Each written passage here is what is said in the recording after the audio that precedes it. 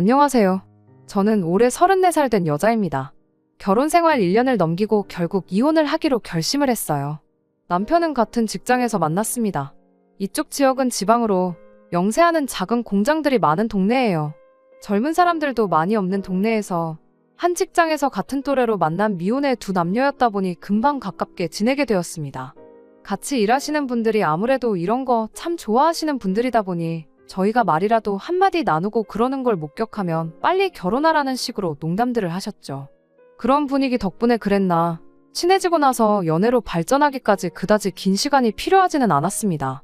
연애할 때는 물론이고 연애를 시작하기 전부터 결혼 자체에는 큰 욕심이 없었어요. 그건 당시 남편도 마찬가지였죠. 그런데 동병상련이라고 해야 할까요? 두 사람이 처한 상황이 너무나도 많이 비슷했었어서 그랬나 생각이 달라지기 시작했죠. 그러다 결국 연애 1년 반이 넘어가면서 본격적으로 저희 둘 사이에 결혼 이야기가 나오게 되었습니다. 연애 1년 반 하는 동안 공과 사는 구분하자고 일터에서는 최대한 말 한마디 나누지 않았지만 점심시간에 식사는 무조건 같이 했었으니 매일같이 시간을 보내는 거나 다름없었죠. 1년 반, 일수로만 따져도 500일이 넘는 긴 시간을 함께 했고 남편이라는 사람에 대해선 시부모님 제외하고 세상에 누구보다 가장 많이 알고 있었다고 생각했는데 결혼하고 나니 제가 알던 사람이랑 지금의 남편이 서로 다른 사람이라는 걸 알게 되었습니다. 함께 행복한 미래를 그리던 그 사람이라는 생각이 더 이상 들지 않을 정도로 순식간에 돌변해버리더라고요. 그리고 결국 이혼까지 하게 되었고요. 이혼이라는 결정을 내리는 게 저에게는 결코 쉬운 일이 아니었습니다. 하지만 남편이라는 사람이 잘못을 깨닫고 그걸 다시 되돌리고 싶은 생각이 전혀 없어 보이는데 지금 이혼하나 1년 뒤 혹은 10년 뒤나 20년 뒤에 이혼을 하나? 결국엔 언제냐만 다를 뿐이었지. 이혼 말고는 다른 생각이 들지 않았고 결과는 다 똑같겠구나 하는 생각이 들어서 최대한 빨리 결정을 내리고 과감히 이혼을 하게 되었습니다. 저희 다니는 공장이 월급이 넉넉한 편은 아니에요. 그만큼 일도 힘들게 없고요. 일하는 사람들도 숨기는 게 없다 보니 월급에 대해서도 서로 돈을 얼마나 버는지 숨길 것도 없었습니다. 연애 초반에는 남편이 조금 무리한다 싶을 정도로 돈을 펑펑 쓰기 시작했었죠. 제가 다 미안하다는 생각이 들 만큼 말이에요. 그래도 최대한 한 번은 남편이 사면 다음 한 번은 제가 사는 식으로라던가 혹은 남편이 비싼 밥을 샀거나 비싼 데이트를 준비했으면 못해도 커피값 정도는 제 돈으로 계산을 하고 그랬습니다. 나름 합리적이라는 생각을 했는데 남편이 언젠가부터 돈이 너무 없다, 돈이 없어도 이렇게 없을 수가 없다며 신세한탄을 하기 시작했었죠. 한 번은 장어를 먹으러 가자더니 있는 대로 실컷 먹어놓고선 저보고 계산을 하라고 한 적도 있었어요. 맨날 나만 살 수는 없지 않냐면서 저한테 계산을 강요했는데 미리 말했어도 사줬을 것을 다 먹고 계산하는 순간까지 숨겼다는 사실에 열이 받긴 했지만 한편으로는 남편이 저랑 연애한다고 해서 그동안 무리하고 있었다는 걸 깨닫게 되었고 그 바로 다음날에 남편과 데이트 통장을 만들자고 했어요. 월급날에 서로 얼마씩 같은 금액 따로 모아놓고 한 달 데이트는 그 통장 안에서 해결하는 식으로 했죠. 둘 다 50대 50 같은 금액으로 데이트를 하게 되었으니 그 이후로는 남편이 돈이 없다는 투정도 부릴 일이 없었고 당연히 돈 문제로 서로 얼굴 붉힐 일이 없었습니다. 그리고 그렇게 둘 사이에 싸우는 문제가 사라져버리게 되었는데 저희는 그게 저희가 서로 너무 잘 맞아서 그런 거라 생각을 했던 것 같네요. 다툼도 없이 연애도 하고 있고 일터에서 마주치는 분들마다 둘이 너무 잘 어울리는데 결혼은 언제 할 거냐는 질문을 매일같이 받았으니 말이에요. 시간이 지나면서 저랑 남편은 우리 둘이 결혼해서 서로 힘을 합친다면 이렇게 연애만 하는 것보다 훨씬 더 행복하고 밝은 미래를 꿈꿀 수 있지 않을까 그런 생각도 갖게 되었습니다. 다만 마음에 걸리는 게 하나 있었죠. 저희가 처한 상황이 너무나도 비슷했었다고 했잖아요. 사실 양가 부모님 형편이 그렇게 썩 좋은 편은 아니었거든요. 제 월급의 일부로 집에 생활비를 보태야 했기에 저금은 꿈만 같은 소리나 마찬가지였었죠. 저희 부모님이 아직도 경제활동을 하고 계시긴 했지만 두 분 벌이를 합쳐도 넉넉한 편이 아니었고 거기에 고모네가 하던 사업에 보증 한번 잘못 서는 바람에 갚고 있었던 빚까지 있었거든요.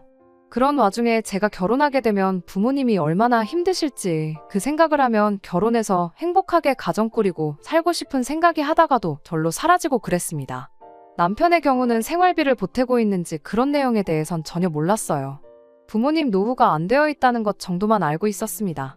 결혼 이야기 오가고 있던 상황이긴 했지만 워낙에 그런 이야기 꺼내는 걸 좋아하는 사람도 아니었고 저 또한 제 상황이 그런 것까지 하나하나 꼬치꼬치 캐묻기엔 썩 좋은 편도 아니었다 보니 자세하게 물어본 적은 없었습니다. 하지만 당시 남편도 모아놓은 돈이 없던 걸로 보아 저랑 비슷한 상황이겠거니 그렇게 생각하고 넘어갔었죠. 그렇게 둘이 결혼을 하느냐 마느냐 어영부영 이야기만 나누던 와중에 우연찮은 기회로 양쪽 부모님들께 비슷한 시기에 연애를 하고 있다는 사실을 들키게 되었죠. 그동안 저희 부모님도 저한테 결혼은 언제 하냐, 남자는 안 만나는 거냐 이런 이야기를 들을 때면 내가 무슨 결혼이냐며 결혼 생각은 전혀 없다고 대답했었고 연애도 시간 낭비라는 식으로 거짓말을 했었는데 남자친구였던 남편이 집 앞까지 데려다주는 모습을 들키고 말았으니 빼도 박도 못하는 상황이었지요. 부모님의 반응은 예상외였습니다. 결혼하면 여지껏 제가 매달 보태던 생활비를 더 이상 드리지 못하게 되니 당연히 제 결혼을 반기지 않을 거라 생각했었거든요. 그런데 저희 부모님은 당신들 형편 때문에 제가 결혼 생각도 없다 그랬던 것 가지고 여지껏 나름대로 소가리를 하고 계셨던 거예요. 그깟 생활비 안 받아도 되니 네 인생을 살라고 하루빨리 날 잡아서 결혼도 하고 행복한 삶을 살았으면 좋겠다고 해주셨어요. 게다가 제가 보태던 생활비 급할 때는 요긴하게 쓰긴 하셨지만 대부분을 안 쓰고 모아두셨다며 저한테 2천만 원이 들어있던 통장을 건네주셨어요. 언젠가 제 생각이 바뀔 날이 올 거라 생각하셨고 그때를 위해 쭉 모아두고 계셨다더라고요. 지루한 이야기라 여기서 줄이겠지만은 정말 저희 세 가족이 서로를 부둥켜 안고 얼마나 울었는지 몰라요. 부모님과 그 일이 있던 뒤로 남편이 시부모님이 저를 보고 싶어 하신다는 말을 전해왔었죠. 남편도 저희가 연애하고 있던 사실은 집에다가 따로 말을 꺼낸 적이 없는 걸로 알고 있었거든요. 그때는 딱히 다른 생각을 하지는 않았습니다. 저랑 마찬가지로 어쩌다가 저희가 데이트하는 걸 목격하셨다던가 주변 아는 분이 슬쩍 말을 해줬다던가 그렇게 생각했었죠. 남편 집에 처음 인사를 드리러 갔을 때 시어머니가 저를 엄청나게 반겨주셨습니다.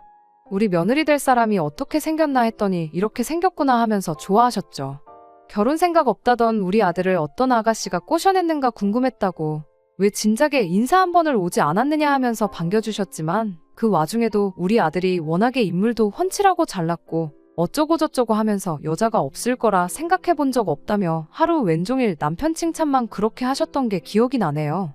그때야 저희 부모님이 제 연애 소식에 쌍수를 들고 환영하셨던 것처럼 시부모님도 결혼 안 한다던 아들이 올해 만난 연애 상대가 있고 결혼까지 생각하고 있다니 저희 부모님과 똑같은 경우 아니겠냐 생각을 했는데 지금 돌이켜 생각해보니 제 앞에서 아들을 추켜 세워주려고 했던 말이 아니고 제가 남편한테 눈이 멀어서 어려운 집안 형편인데도 불구하고 연애를 하고 있구나 하는 식으로 대놓고 저를 저격해서 꺼냈던 말이구나 싶습니다. 아무튼 양가 부모님이 자식들 결혼을 이렇게 바라고 있었다 보니 그 이후로는 결혼까지 가는데 뭐 하나 어려울 게 없었어요. 결혼을 위해 모아놓은 돈은 저희 부모님이 저 대신 모아놓은 2천만 원과 제가 힘든 상황에도 어렵사리 모아놓았던 돈 2,500, 그리고 남편이 적금으로 가지고 있던 돈 1,500 해서 6천만 원이 전부였습니다. 그래도 이쪽 지역이 집값이 그렇게 비싼 편도 아니고 해서 신혼집을 구하는 데에는 큰 어려움이 없었습니다. 비록 제가 태어난 해랑 거의 비슷한 시기에 지어진 구축 아파트긴 했지만 말이에요.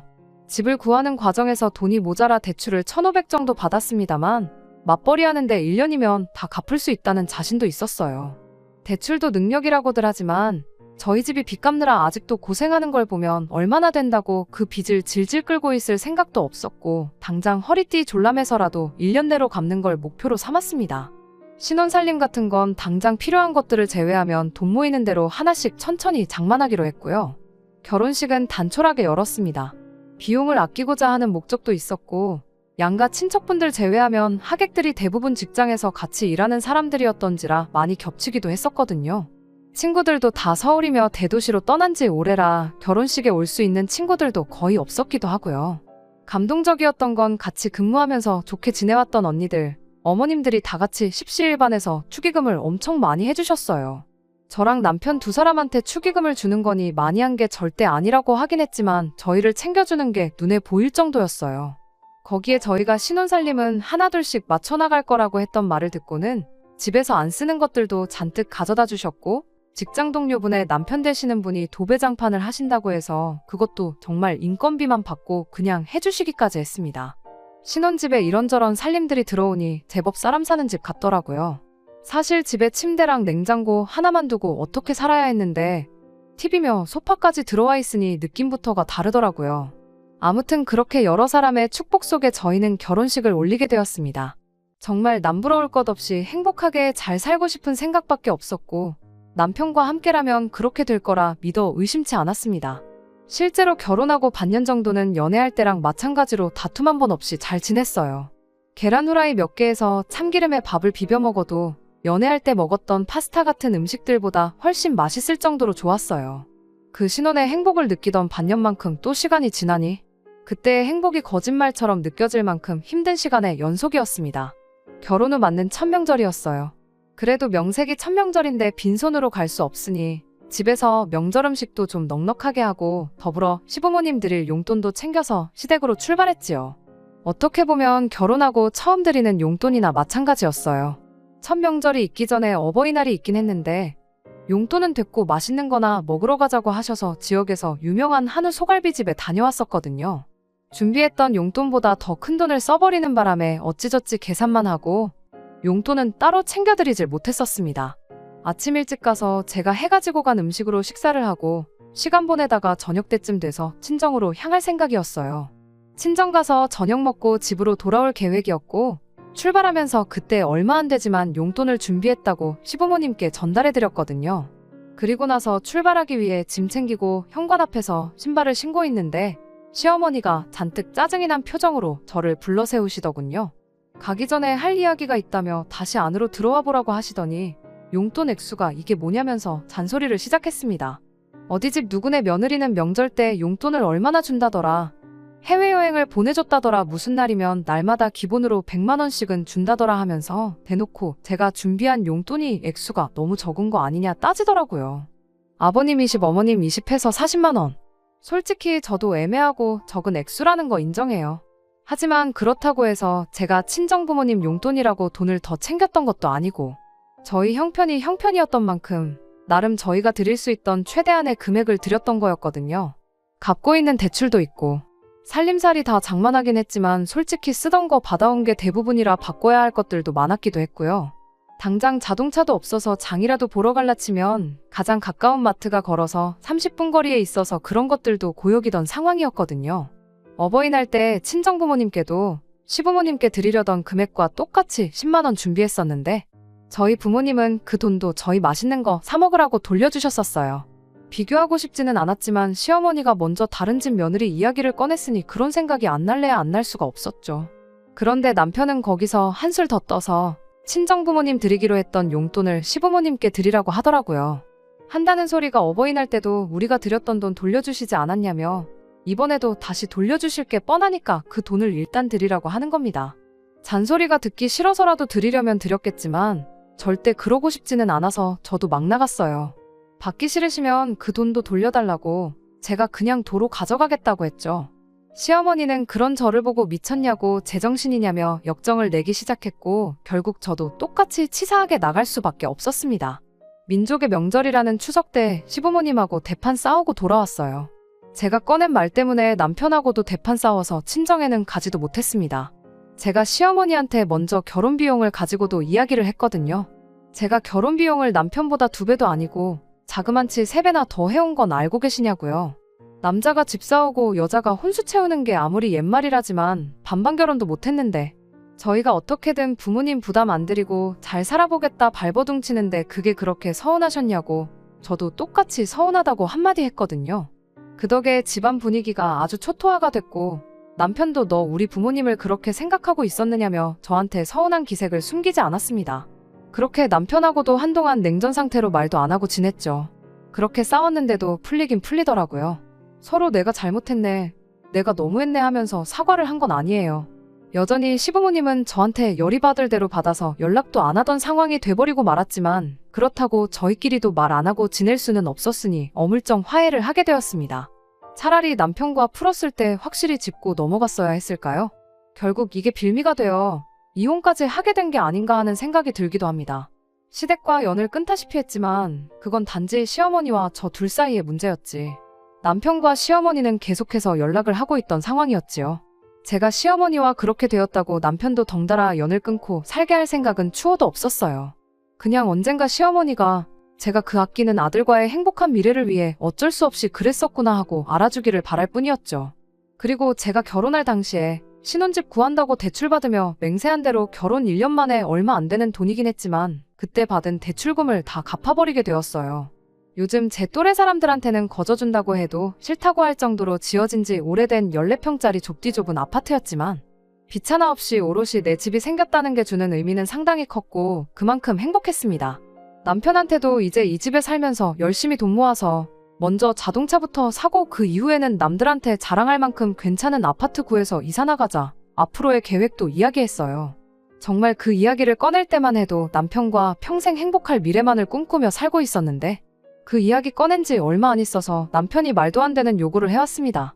이제 대출도 다 갚았는데 언제까지 아끼고 살 거냐며 앞으로 매달 시부모님께 100만 원씩 용돈을 드려야겠다는 소리를 하더라고요.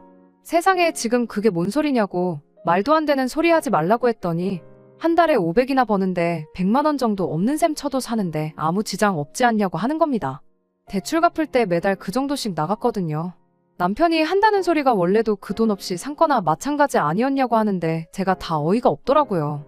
500이나 버는 게 아니고 우리 맞벌이에서 고작 500을 벌고 있는 거 모르냐고 한마디 해줬어요. 그리고 그 돈이 당신 혼자 버는 것도 아닌데 왜 그걸 시댁에다만 주자는 소리를 하느냐 따졌죠. 제 말에 남편은 어차피 장인 장모님은 돈 줘도 안 받으시지 않냐며 시어머니랑 용돈 가지고 싸울 때 했던 말을 그대로 똑같이 하는 겁니다. 또 한다는 소리가 너 평생 우리 부모님 안 보고 살 생각이냐며? 그 돈 들이면 어머니도 어디 가서 며느리가 매달 돈 100만 원씩 준다고 자랑하고 다닐 수 있을 테고 설날에도 안 찾아갔던 거는 물론이고 여태까지 제가 못했던 거 전부 다 용서해 주실 거다 하더라고요. 그딴 식으로 용서받고 싶지도 않고 솔직히 시어머니랑 안 보고 살면 나는 편하다고. 그렇게 돈 얼마 가지고 가까워져야 하는 사이라면 그냥 계속 이렇게 살겠다 한마디 했습니다. 남편은 그런 저를 두고 사람이 어떻게 그렇게 인간미가 없냐며 집을 휙 나가버렸어요. 전화도 안 되고 회사에도 안 나오더라고요. 잘리면 어쩌려고 저러나 했더니 회사에는 또 시아버지가 입원을 해서 병간호를 해야 한다고 급하게 휴가를 냈대요. 오히려 직장 동료들이 저를 탓했죠. 아무리 시부모랑 사이가 안 좋아도 시아버지 아픈 것도 모를 수 있느냐 하면서 말이에요. 진실을 말해주고 싶었지만 제 얼굴에 침 뱉기라 생각하고 말을 아꼈습니다. 그렇게 집을 나간 남편이 일주일 만에 집에 돌아왔어요. 혼자서 돌아온 게 아니고 시부모님을 모시고 돌아왔습니다. 무슨 상황인지 너무 난데없어서 거실 낡은 소파에 앉아서 멀뚱멀뚱 세 사람을 쳐다만 보고 있었죠. 시부모님과 남편은 제가 있는 둥 없는 둥 신경도 쓰질 않고 지들 할 일을 하더군요. 남편이 안방문을 벼랑간 열어 제끼더니 그래도 어떻게 자식이 부모님 두고 큰 방을 쓰겠냐, 부모님이 쓰시라. 이딴 소리를 꺼내고 있고 시부모님은 거기서 또 아니다. 아들 집인데 집주인이 큰 방을 써야지. 우리는 작은 방이면 족하다. 이러고 아주 자기들끼리 주고받으면서 생쇼를 하고 있는 거예요. 어이가 없어서 웃음도 나오질 않았습니다. 남편을 붙잡아서 이게 지금 상의도 없이 뭐 하는 짓이냐고 한마디 따져 물으니 이제 자식된 도리를 해야겠다며 효도 좀 하겠다는데 그게 그렇게 곶감냐면서 오히려 저한테 큰 소리를 치더라고요. 알고 보니 결혼 전에는 시부모님한테 생활비는커녕 용돈 한 푼 줬던 적도 없었던 거죠. 저희 부모님이 일부 돌려주시긴 했지만 어려운 상황에 저도 죽자 살자 모은 돈이 4,500이나 됐는데 시부모님한테 따로 생활비나 용돈을 드렸던 것도 아니면서 뭘 했다고 꼴랑 1,500만 원 들고 와놓고 이제서야 왜 자식된 도리를 한다고 하느냐 따질래다가 그냥 그러라고 했어요. 안방을 시부모님한테 드리든 작은 방을 드리든 용돈을 주던 전 재산을 가져다 바치던 자식 노릇 실컷 하라고요. 얼마 되도 않는 벌이로 시댁에 죄다 퍼주려는 남편도 이해가 가질 않았지만 14평짜리 다 쓰러져가는 아파트에 싸워서 영까지 끈타시피 한 며느리랑 한 집에 살겠다고 찾아온 시부모도 솔직히 제정신으로 보이지는 않았거든요. 저는 이 말도 안 되는 장단에 같이 잠그고 부기고 쳐줄 자신이 없다고, 아무래도 우리 결혼 생활은 여기까지인 것 같다고 이혼하자고 말을 꺼냈습니다. 내가 가져온 돈 4,500에 대출금은 같이 갚았으니까 500만 원으로 싸게 쳐주겠다 하고 합쳐서 5천만 원 준비해 놓으라 했어요. 그 돈만 돌려받으면 어머님한테 매달 100만 원을 주든 1,000만 원을 주든 나는 상관 안 한다고 했죠. 내 짐 챙겨서 나가는 길에 시어머니한테는 아들이 끝내 부모님 끔찍히 챙기는 효자가 되었다고 기분 참 좋으시겠다고 한마디 빈정거리고 저는 싸놓은 짐 들고 친정으로 향했어요. 친정부모님은 많이 놀라신 듯 했고 처음에는 어떻게 잘 풀어보란 듯이 말씀하셨지만 무슨 일이 있었는지 전부 다 이야기를 들으니 화해할 것도 없다고, 요즘 이혼이 뭐 흠이나 되냐면서 하루빨리 이혼하라고 제 편을 들어주셨네요. 이 상황을 들은 직장 동료분들도 비슷한 반응이었는데 상황을 듣더니 단체로 남편한테 가서 한마디 해주고 왔네요. 우리가 니들 행복하라고 그 돈을 만들어 축의금을 해주고 살림살이들도 나눠줬지 이혼하라고 준 거 아니라고. 자초지종 네 상황 들어볼 것도 없이 남편인 너가 잘못해서 이혼하게 된 거니 축의금은 언제까지 해서 자기들한테 환불하라고 한마디 쏘아붙이더라고요. 남편은 그 사이에서 찍소리도 못하고 깨갱거리고 있다가 얼마 뒤에 저한테 미안하다고 연락이 왔어요. 짐 싸서 찾아왔던 시부모님도 다시 짐 챙겨서 집으로 돌아가셨다. 자기가 잠깐 여태껏 부모님한테 못했던 거 생각했더니 정신이 어떻게 됐었나 보다 하면서 싹싹 비는 거 아니겠어요? 그토록 원하던 삶을 살게 해준 건데 왜 이제 와서 후회한다고 그러냐고. 언제가 되었든 간에 자식의 도리를 해야 할 날이 찾아오지 않겠냐고. 그때 가서 이혼하나 지금 이혼하나 나는 다를 거 하나 없으니 그냥 지금 이혼하자고 했어요. 그게 아니면 결혼기간 꽉꽉 채워서 지금 돌려받아야 할 돈에 더불어 위자료까지 팍팍 뜯어내겠다고요.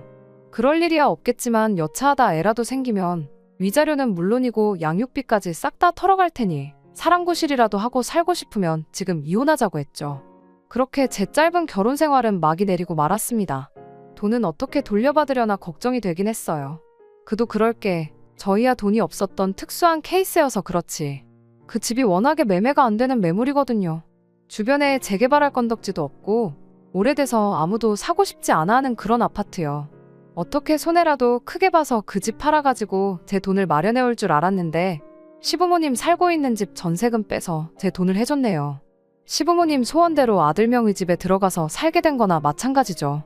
물론 거기에는 아들 대신 효도해줄 며느리가 없다는 사실만 제외하면 말이에요. 이혼하면서 가장 두려웠던 게 결국 회사에서 매일같이 남편을 마주해야 한다는 사실이었는데 이것도 곧 해결될 것 같습니다. 남편이 다른 공장을 알아보고 있다는 소식을 들었거든요. 아프지도 않은 아버님 핑계로 장기 휴가를 냈던 것부터 시작해서 저랑 있었던 일까지 아주 회사에서 사람 다시 봤다고 인망이 뚝 떨어져 버리고 말았거든요. 속이 후련하긴 하지만 제가 이혼을 하게 되었다는 사실은 변하지 않을 거 알고 있어요. 그래도 다시 한번 열심히 행복해지려고 노력해볼 계획입니다. 적어도 말도 안 되는 효도에 눈이 멀어서 모든 걸 잃고 저까지 잃어버린 어리석은 남편보다는 더 행복하기 위해서라도 말이에요.